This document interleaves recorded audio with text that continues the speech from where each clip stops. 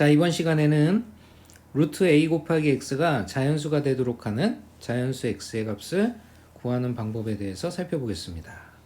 자, 먼저 우리가 중학교 1학년 때 이런 내용을 배운 적이 있어요. 어떤 내용이냐면 선생님 예를 들 건데요. 24에 어떠한 자연수를 곱해서, 그러니까 이 x라고 쓰고요. 얘를 자연수라고 해볼게요. 자연수를 곱해서 다시 어떤 수의 제곱이 되려고 한다. 이때 곱해야 할 가장 작은 자연수 x는 얼마냐, 이렇게 물어봤던 문제 혹시 기억하십니까? 자, 이 문제 우리 어떻게 했었냐면요, 24를 뭘 했었냐면 소인수분해 했었어요. 소인수분해 했었는데, 자, 직접 이 24를 소인수분해 보면, 자, 2, 12, 그 다음에 2, 6, 그 다음에 2, 3 이렇게 된다라는 거 알 수가 있죠. 그래서 소인수분해한 결과가 어떻게 되냐면 2의 세제곱 곱하기 3이에요. 자, 이 수에다가 x를 곱해서 다시 어떤 수의 제곱이 되게 한다, 이런 뜻이었어요. 자, 이때 우리 어떻게 썼냐면 제곱수가 된다라는 것은 짝수개를 곱한 게 되기 때문에 항을 짝수개를 만드는 과정을 우리가 했었는데요. 자, 그래서 요걸 분리를 다시 하게 되면 이렇게 나타낼 수가 있죠. 2 2개 곱하기 2 곱하기 3 이렇게 분리가 가능하고요.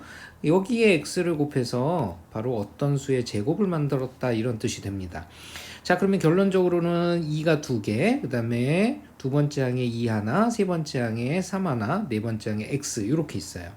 자, 그랬을 때 이것이 제곱이 되기 위해서는 바로 여기에 필요한 것들이 바로 2 하나가 더 필요해지고요. 2가 하나 더 필요해지고요. 그 다음에 3이 하나가 더 필요해져요. 이 필요한 값을 x가 갖게 되는 거죠. 그래서 x는 바로 들어가야 될 값이 2 곱하기 3이다 라고 얘기를 했었습니다. 그죠?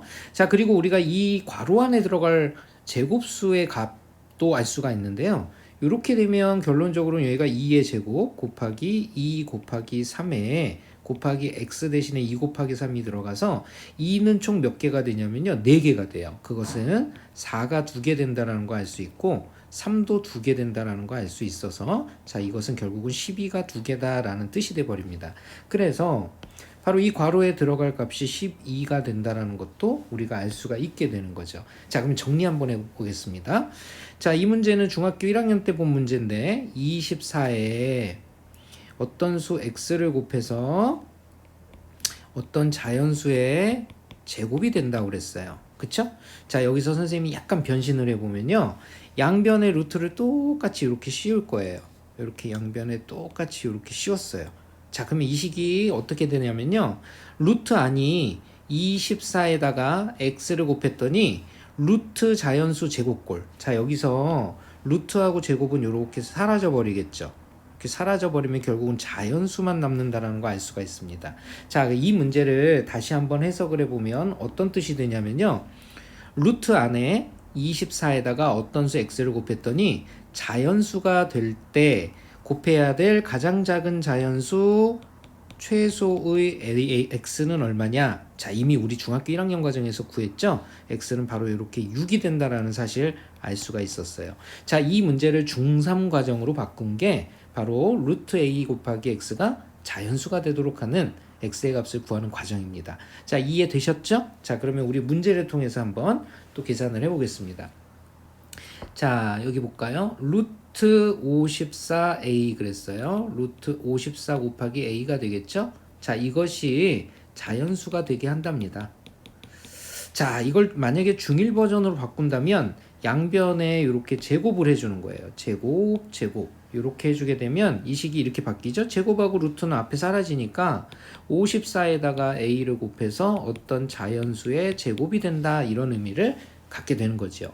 자, 그러면 54를 빨리 뭐 해야 된다는 거 알 수 있냐면 소인수분해 해야 된다는 거 알 수 있겠죠. 그래서 54를 갖다가 소인수분해 좀 빨리 하려면 9, 6에 54 이렇게 됩니다.